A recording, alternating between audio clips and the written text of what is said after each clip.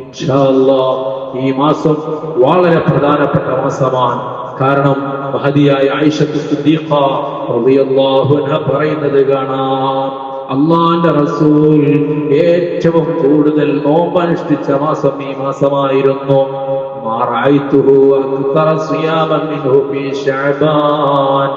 മുത്തുനബി തങ്ങൾ ശഅബാനിൽ നോമ്പ് നോറ്റതുപോലെ മറ്റൊരു മാസത്തിലും നോമ്പ് നോറ്റത് ഞാൻ കണ്ടിട്ടില്ലെന്ന് മഹദിയായ ആയിഷത്തു സിദ്ദീഖ റളിയല്ലാഹു അൻഹ. നിർബന്ധമായ 30 ദിവസം നോമ്പുള്ള റമദാൻ കഴിച്ചാൽ നബി തങ്ങൾ സുന്നത്ത് നോമ്പുകൾ ഇത്രയേറെ നോൽക്കുന്ന മറ്റൊരു മാസമില്ല.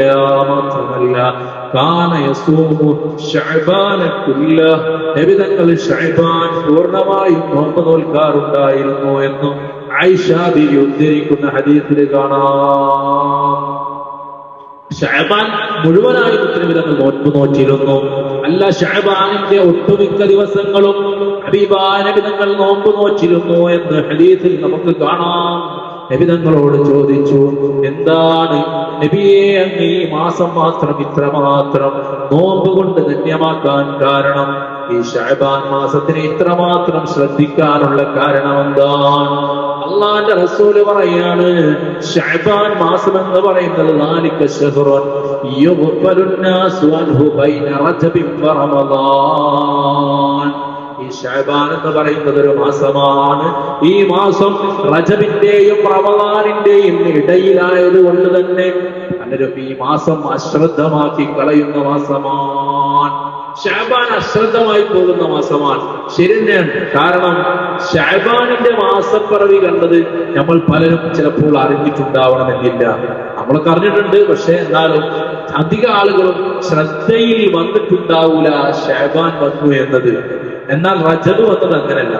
റജബ് വന്നപ്പോൾ തന്നെ നമ്മൾക്ക് തിരിച്ചറിയാൻ പറ്റിയിട്ടുണ്ട്. റജബ് മാസം വന്നു എന്നത് നമുക്ക് തിരിച്ചറിയാൻ പറ്റിയിട്ടുണ്ട്. നമ്മുടെ മനസ്സതിന് പാകപ്പെട്ടു. നമ്മുടെ പ്രാർത്ഥനയിൽ പ്രത്യേകമായ ദുആ കടന്നു വന്നു. റജബിനെ നമ്മൾ നല്ല രൂപത്തിൽ വരവേറ്റു. പക്ഷേ ശഅബാൻ അതിന്റെ കൂടെ വന്നപ്പോൾ അതിനെ തിരിച്ചറിയാൻ പറ്റാതെ പോയി. ഇനി നമുക്ക് ഓർമ്മ വരുന്നത് റമളാനിന്റെ മാസപ്പിറവിയാണ്. റമളാൻ നമ്മിലേക്ക് കടന്നു വരുമ്പോൾ നമ്മൾ വളരെ ആവേശത്തോടെ തയ്യാറാകും. റമളാനിന് വേണ്ടി രണ്ടാമതൊരു ഒരുക്കം നമ്മൾ ഒരുങ്ങും. പക്ഷേ ഈ റജബിന്റെയും റമളാനിന്റെയും ഇടയിൽ ആളുകൾ അശ്രദ്ധമായി പോകുന്ന മാസമാണ് സ്വഹാബ. പരിശുദ്ധമായ ശഅബാൻ മാസമെന്ന് ഹബീബായ റസൂലുള്ളാഹി നബി തങ്ങൾ പറയാൻ, ഞാൻ എന്താണ് ഈ മാസത്തിനെ ഇത്രമാത്രം ശ്രദ്ധിക്കാനുള്ള കാരണമെന്നറിയോ? ഈ മാസം ജനങ്ങൾ അശ്രദ്ധമായി പോകുന്ന, ജനങ്ങൾ ശ്രദ്ധിക്കാതെ പോകുന്ന മാസമാണെന്ന് നബിയുനാ റസൂലുള്ളാഹി. ശ്രദ്ധിക്കാതെ പോകുന്ന സമയത്ത് അതിനെ നമ്മൾ ശ്രദ്ധിച്ചാൽ അത് വലിയ പ്രതിഫലമാണ്. അതല്ലേ മുത്തുനബി തങ്ങൾ പറഞ്ഞത്, എല്ലാവരും അശ്രദ്ധയിലായിരിക്കുമ്പോ, ആരും ഏതെങ്കിലും ഒരു നന്മയെ ശ്രദ്ധിക്കാതിരിക്കുമ്പോൾ അതിനെ ശ്രദ്ധിക്കുന്ന ആൾക്ക് വലിയ പ്രതിഫലമുണ്ടെന്ന് നബി മുഹമ്മദ് മുസ്തഫ സ്വല്ലല്ലാഹു അലൈഹി വസല്ലം. മൻ തമസ്സക ബിസുന്നതി ഇൻദ ഫസാദി ഉമ്മതി ഫലഹു അജ്റു മിഅതി ഷഹീദ് ശഫീഉനാ റസൂലുള്ളാഹി.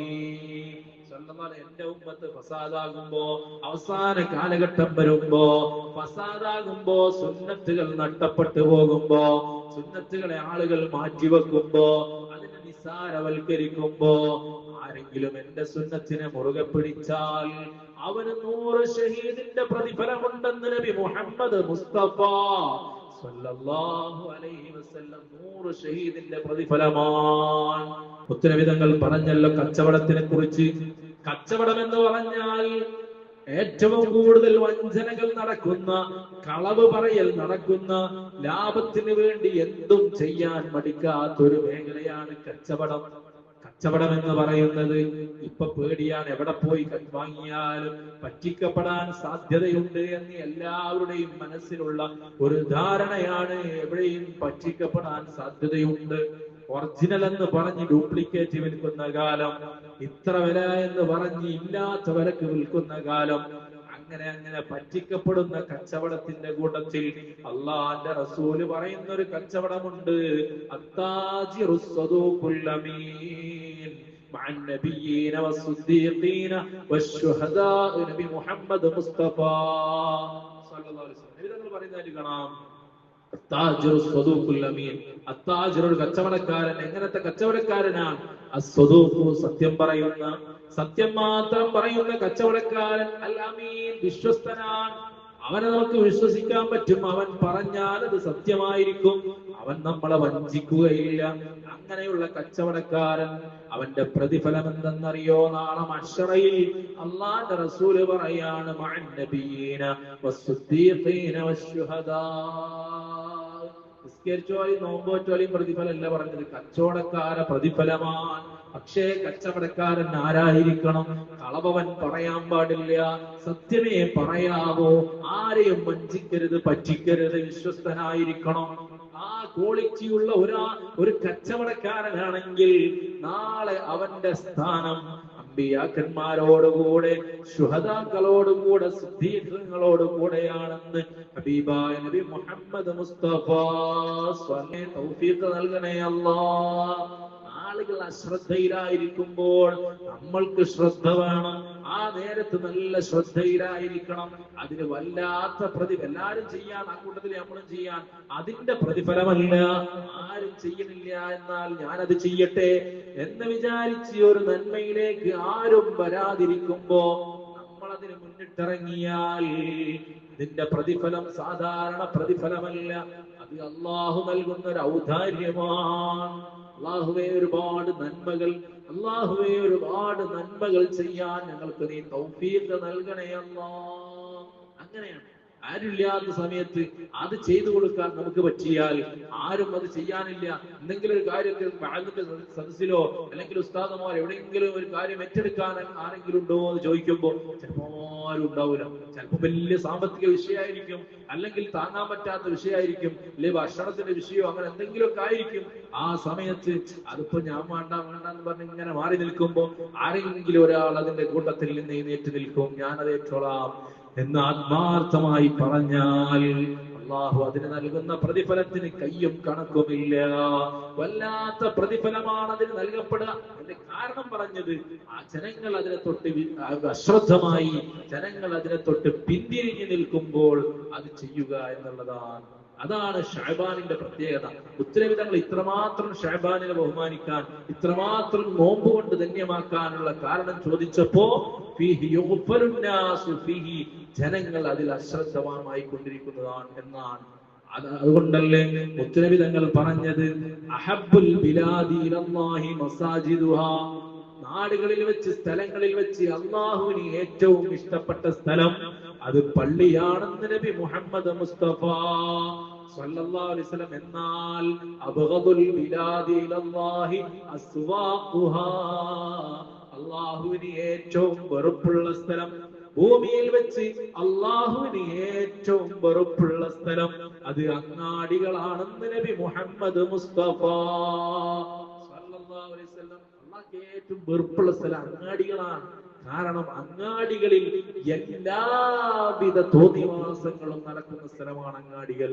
കളവുണ്ടാകും, വഞ്ചനയുണ്ടാകും, ഹറാമുകൾ ഉണ്ടാകും, എല്ലാ സംഗതികളും നടക്കുന്ന സ്ഥലമാണ്.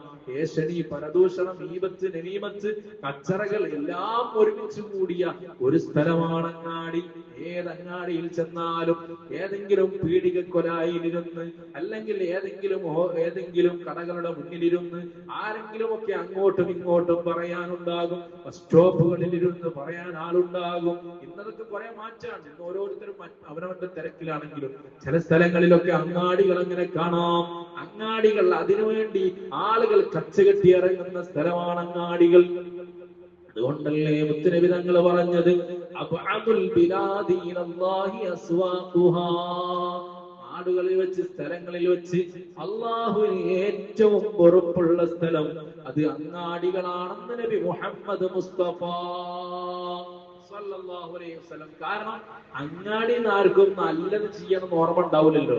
പള്ളി വന്നാൽ ദിക്റല്ലണം, ഖുർആൻ ഓതണം, അതുപോലെ നിസ്കരിക്കണം എന്നൊക്കെ എല്ലാവർക്കും ഓർമ്മ ഉണ്ടാവും, അറിയും. കാരണം അതിനുവേണ്ടി വന്നതാണ്.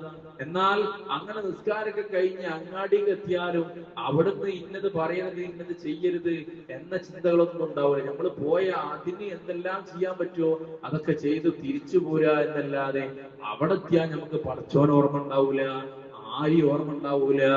എന്നാൽ നബി തങ്ങൾ പറയാൻ, അങ്ങനെയുള്ള അങ്ങാടികളിലേക്ക് ആരെങ്കിലും ചെന്ന് ആ അങ്ങാടിയിൽ വെച്ചുകൊണ്ട് ആരെങ്കിലും അല്ലാഹുവിനെ ഓർത്താൽ, മുത്തുനബി തങ്ങൾ പറയുന്ന ഹദീസ് ഇങ്ങനെയാണ്, മൻ ദഖല സൂഖൻ, ആരെങ്കിലും ഒരു അങ്ങാടിയിലേക്ക് കയറിയാൽ, യുസാഹു ഫീഹി വയുബാഉ, അവിടെ ഇങ്ങനെ ശബ്ദകോലാഹലങ്ങൾ അട്ടഹാസങ്ങൾ നടക്കുന്ന അങ്ങാടിയാണ്, കച്ചവടങ്ങളും വ്യാപാരങ്ങളും നടക്കുന്നുണ്ട്.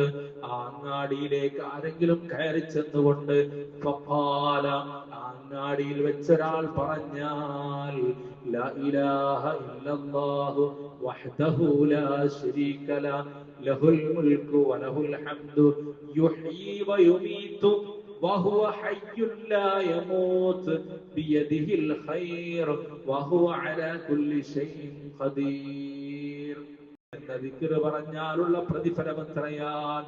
അല്ലാഹുവിന്റെ റസൂൽ പറയാണ്, കതബല്ലാഹു ലഹു, അല്ലാഹു അവനെ രേഖപ്പെടുത്തി വെക്കുന്നതാണ്, അൽഫു അൽഫു ഹസന, അൽഫു അൽഫു ഹസനത്തിൻ, 1,00,000 പ്രതിഫലം അല്ലാഹു അവന് നൽകുമെന്ന് ഹബീബായ നബി മുഹമ്മദ് മുസ്തഫ സ്വല്ലല്ലാഹു അലൈഹി വസല്ലം. തീർന്നില്ല, വമഹാൻഹു അൽഫു അൽഫു സയ്യിഅ, 1,00,000 ദോഷം അവന് അല്ലാഹു പുറത്തു കൊടുക്കുമെന്ന് നബി മുഹമ്മദ് മുസ്തഫ സ്വല്ലല്ലാഹു അലൈഹി വസല്ലം. തീർന്നില്ല, വറുഫിഅ ലഹു അൽഫു അൽഫു ദറജ, 1,00,000 ദറജ, 1,00,000 പദവികൾ അവന് ഉയർത്തപ്പെടുമെന്ന് ഹബീബായ നബി മുഹമ്മദ് മുസ്തഫ സ്വല്ലല്ലാഹു അലാ സയ്യിദിനാ മുഹമ്മദ് സ്വല്ലല്ലാഹു അലൈഹി വസല്ലം. സ്വല്ലല്ലാഹു സയ്യിദിനാ മുഹമ്മദ് സ്വല്ലല്ലാഹു അലൈഹി വസല്ലം. സ്വല്ലല്ലാഹു അലാ സയ്യിദിനാ മുഹമ്മദ് സ്വല്ലല്ലാഹു അലൈഹി വസല്ലം. അല്ലാഹുവേ തൗഫീഖ് നൽകണേ അല്ലാഹ്, കബൂലാക്കണേ അല്ലാഹ്. ഒരുപാട് നന്മകൾ ചെയ്യാൻ ഞങ്ങൾക്കും നീ ഭാഗ്യവും തൗഫീഖും നൽകണേ അല്ലാഹ്. അങ്ങനെയാണ് എല്ലാവരും അശ്രദ്ധമായി നിൽക്കുന്ന സമയത്ത് ആരെങ്കിലും റബ്ബിനെ ഓർത്താൽ അതിന്റെ പ്രതിഫലം കണക്കില്ലാത്ത പ്രതിഫലമാണ്. അങ്ങാടിയിൽ വെച്ച് ഒരു ദിക്ർ ചൊല്ലിയാലുള്ള പ്രതിഫലമാണ് ഇത് പറഞ്ഞത്. 1,00,000 പ്രതിഫലം, 1,00,000 ദോഷം പൊറുക്കപ്പെടും, 1,00,000 ദറജാവന് ഉയർത്തപ്പെടുകയും ചെയ്യും. ഒരേ ഒരു ദിക്ർ. ഏതാണ് ആ ദിക്ർ? ലാ ഇലാഹ ഇല്ലല്ലാഹു വഹ്ദഹു ലാ ശരീക ലഹു ലഹുൽ മുൽക്കു വലഹുൽ ഹംദു ലഹുൽ മുൽക്കു വലഹുൽ ഹംദ് വഹുവ ഹയ്യുൻ ലാ യമൂത്ത് വഹുവ അലാ കുല്ലി ഷൈഇൻ ഖദീർ ബിയദിഹിൽ ഖൈർ വഹുവ അലാ കുല്ലി ഷൈഇൻ ഖദീർ എന്ന ഒരൊറ്റ ദിക്ർ. ഒന്നുകൂടെ, ലാ ഇലാഹ ഇല്ലല്ലാഹു വഹ്ദഹു ലാ ശരീക ലഹു ലഹുൽ മുൽക്കു വലഹുൽ ഹംദ് യുഹ്യി വയുമീത്ത് വഹുവ ഹയ്യുൻ ലാ യമൂത്ത് ബിയദിഹിൽ ഖൈർ വഹുവ അലാ കുല്ലി ഷൈഇൻ ഖദീർ. ചൊല്ലലുണ്ടോ? അൽഹംദുലില്ലാ. അല്ലാഹുവേ നീ തൗഫീഖ് നൽകണേ അല്ലാഹ്.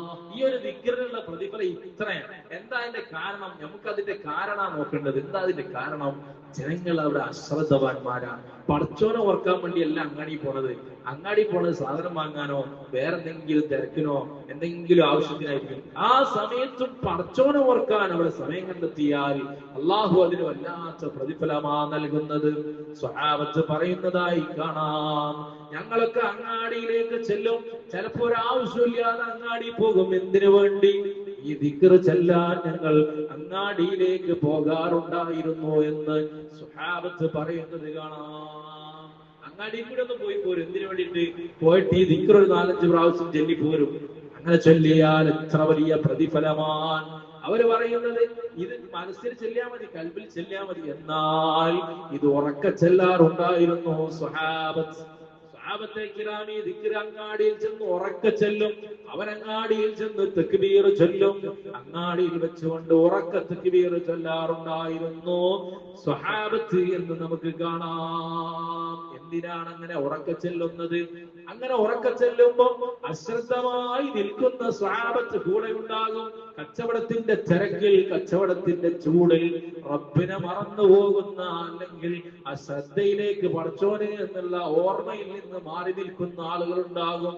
ആ സമയത്തൊരാൾ അല്ലാഹു അക്ബർ എന്ന് പറയുമ്പോ മറ്റുള്ളവരുടെ മനസ്സിലേക്കും റബ്ബിനെ കുറിച്ചുള്ള ഓർമ്മ വരും.